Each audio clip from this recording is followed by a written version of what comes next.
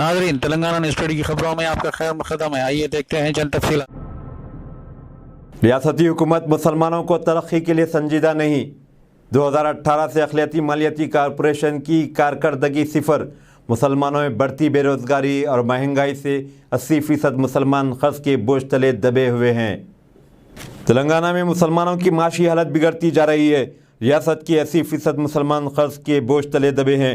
मुसलमानों को मैशत ही नहीं हिंदुस्तान में बल्कि रियासत तेलंगाना में बिगड़ती जा रही है।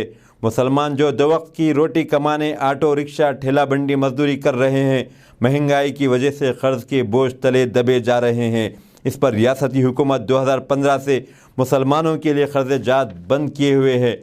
मुसलमानों के लिए जो बजट मख्तस किया जाता है, इसका आधा हर साल के ख़त्म पर सरकारी ख़जाने में वापस चला जाता है। तेलंगाना की TRS हुकूमत वादे तो बुलंद बांग करती है मगर अमली तौर पर सिफर है, जबकि दूसरे फ़िरक़ों को बड़ी भारी इमदाद दी जाती है। रियासती माइनॉरिटी बजट सिर्फ शादी मुबारक जैसी स्कीम जैसे कल्याण लक्ष्मी स्कीम से अलग करके बनाया गया। इस पर या फिर इमाम व मुअज्जिनीन को दिए जाने का बहाना बनाकर ख़त्म करने की कोशिश करती है।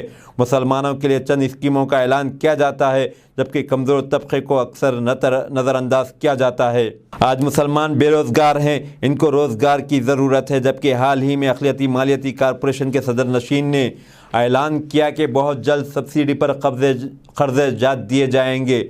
ऐलान के करीब 40 दिन हो गए मगर अब तक न ही वेबसाइट पर कुछ ऐलान हुआ, न ही हुकूमत ने फ़ंड्स जारी किए। हुकूमत की इस लापरवाही पर क्या कहा जाए। TRS हुकूमत से रियासत के मुसलमान नाराज़ नज़र आते हैं। रियासत में मसाजिद की शहादत, औक़ाफ़ी जायदादों की तबाही और मुसलमानों को नज़रअंदाज किए जाने पर मुसलमान अब ये फ़ैसला करने पर मजबूर हैं कि वह आने वाले इलेक्शन में वोट किसको दें किसको न दें। मुसलमानों का इस्तदलाल है कि TRS हुकूमत जल्द से जल्द इस सिलसिले में सोचने और दलित बंधु की तरह मुसलमानों को कर्ज़ जात फ़राहम करें।